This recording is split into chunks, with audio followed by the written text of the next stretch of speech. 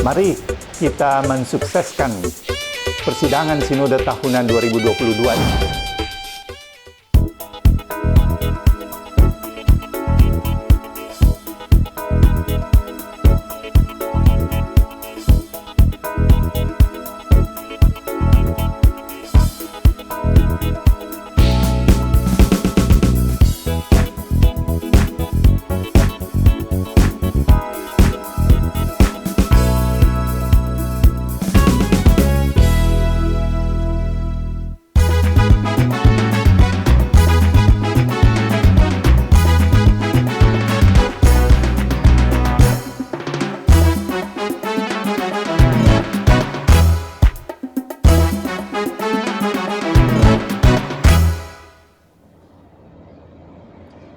Selamat malam Bapak Ibu yang terkasih dalam Tuhan kita Yesus Kristus.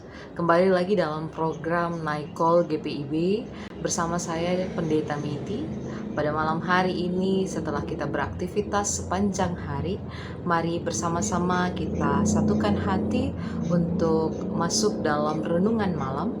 Karena itu mari sediakan bagian pembacaan Alkitab kita yang pada malam hari ini sesuai dengan sabda bidang umat renungan malam dari 2 Korintus pasalnya yang ke-6, ayatnya yang ke-4 hingga ayatnya yang ke-10.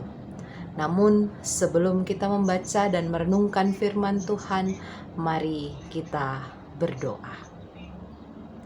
Dalam kasih karunia-Mu ya Tuhan Allah, setelah sepanjang hari ini kami boleh beraktivitas dan mungkin masih ada di antara kami yang masih melanjutkan aktivitas kami. Kami memberi diri untuk menikmati sapaan firman-Mu. Karena itu ya Tuhan Allah, kami mohon dengan segala kerendahan hati, bimbinglah kami dengan Roh Kudus-Mu, agar ketika kami membaca dan merenungkan firman Tuhan, kami juga diberi kemampuan untuk boleh memahami serta melakukannya dalam sepanjang kehidupan kami. Bersabdalah ya Tuhan Allah, karena kami telah sedia mendengarkannya. Amin. Firman Tuhan pada malam hari ini menyatakan, sebaliknya, dalam segala hal kami menunjukkan bahwa kami adalah pelayan Allah, yaitu dalam menahan dengan penuh kesabaran dalam penderitaan, kesesakan, dan kesukaran, dalam menanggung dera, dalam penjara dan kerusuhan, dalam berjerih payah, dalam berjaga-jaga dan berpuasa, dalam kemurnian hati, pengetahuan, kesabaran, dan kemurahan hati, dalam Roh Kudus dan kasih yang tidak munafik, dalam pemberitaan kebenaran dan kekuasaan Allah, dengan menggunakan senjata-senjata keadilan untuk menyerang ataupun untuk membela, ketika dihormati dan ketika dihina, ketika diumpat atau ketika dipuji,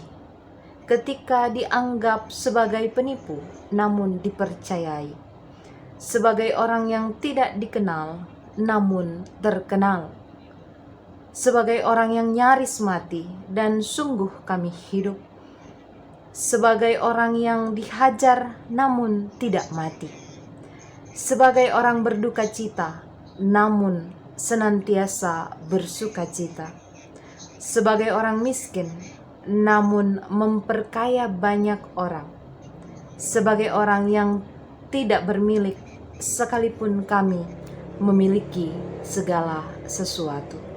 Demikian firman Tuhan.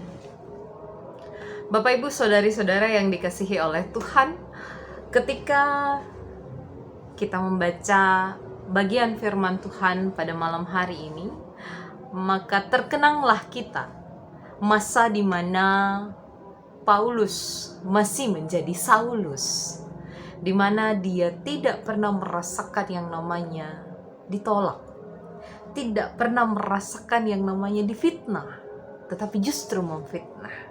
Dia tidak pernah merasa yang namanya menderita. Kenapa?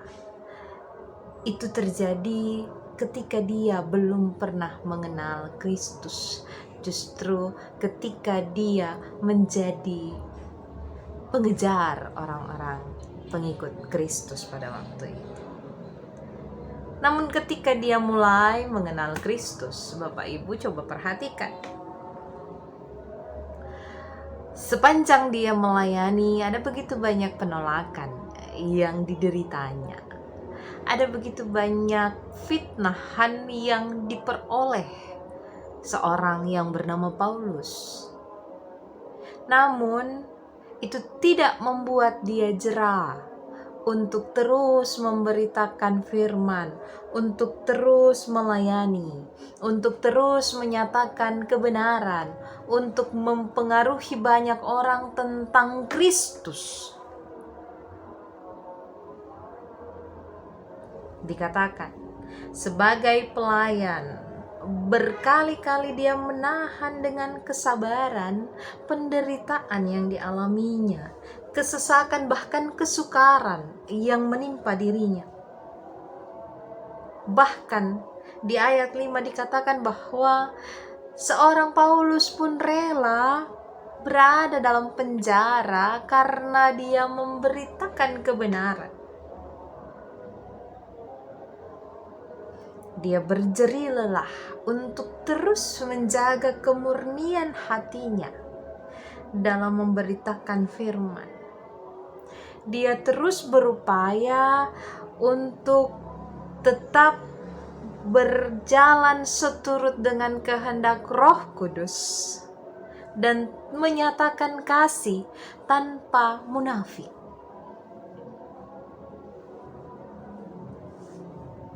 Dalam pemberitaan tentang kuasa Allah dan tentang kebenaran, dia tidak pernah menggunakan sedikit pun kekuatan yang ada padanya. Itu menunjukkan bahwa seorang Paulus yang awalnya berada dalam ketenangan, menikmati kesenangan, dia tidak pernah mau menyerah untuk terus mengabarkan kebenaran meskipun kondisinya terbalik dari yang semula.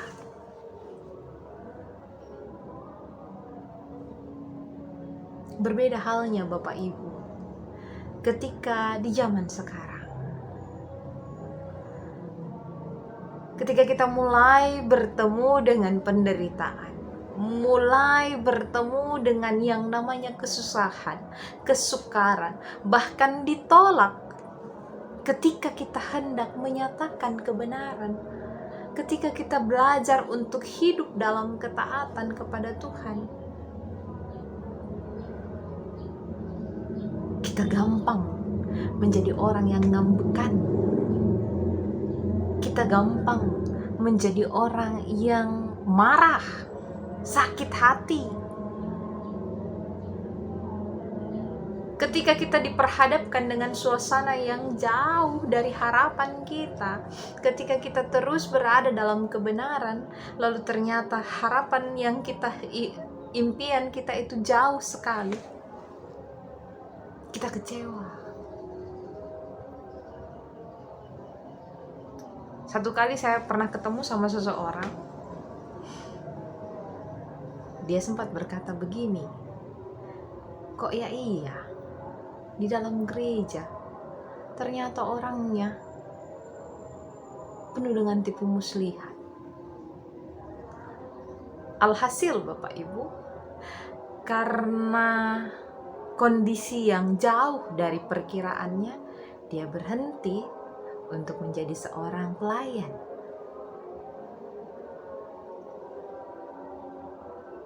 Hal ini terjadi karena dia tidak siap mental. Dia tidak mengingat bahwa Allah mengutus kita ke tengah-tengah serigala untuk bisa membuat mereka mengenal tentang Kristus. Nah, kalau kita diutus ke tengah-tengah serigala lalu kemudian kita menyerah, apa yang terjadi? Bisa saja kita menjadi sama dan serupa dengan mereka.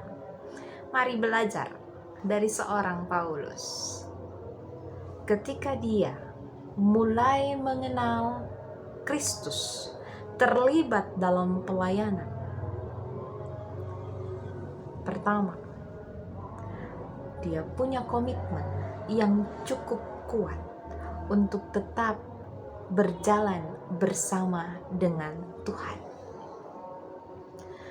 Tidak ada kata menyerah untuk berjalan bersama dengan Tuhan. Yang kedua, Bapak Ibu, saudari-saudara yang kekasih,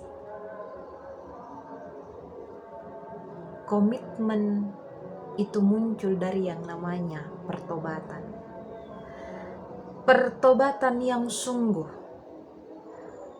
dari kehidupan Paulus membuat dia tetap teguh menjalankan kehidupannya sebagai pelayan Tuhan. Dia tidak gampang menyerah ketika penderitaan itu ada dalam kehidupannya. Yang ketiga, ketika dia dihina, ketika dia mendapat perlakuan buruk, bahkan orang-orang di sekitarnya munafik, mencela, mendera kehidupannya. Ketika orang-orang mulai menyepelekan dia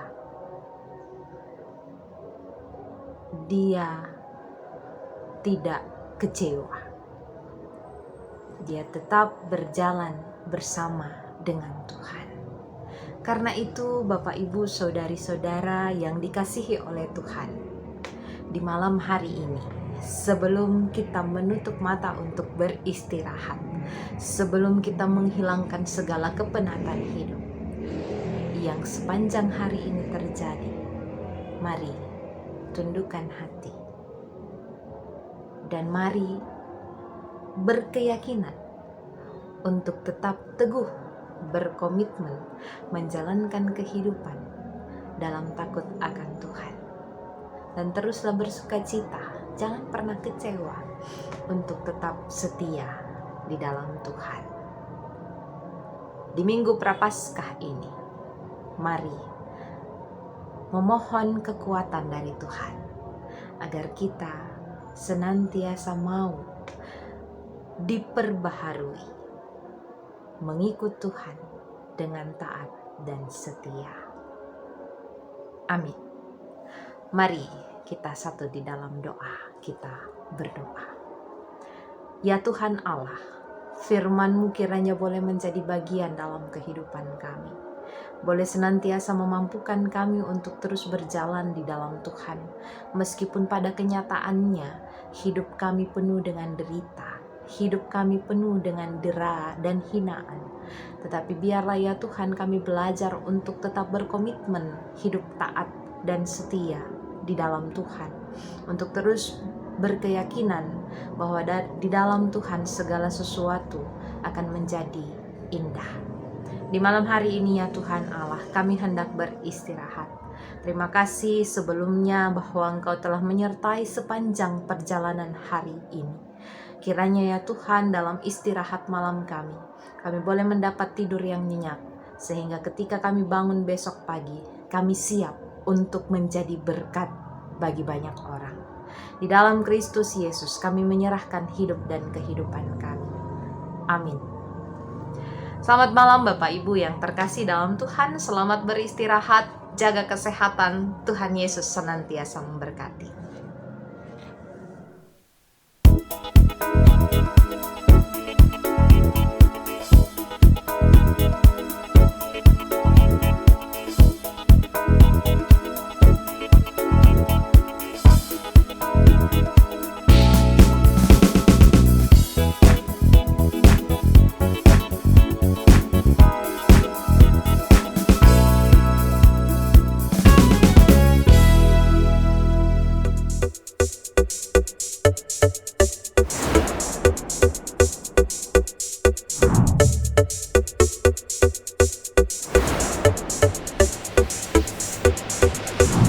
Mari kita mensukseskan persidangan Sinode tahunan 2022 ini.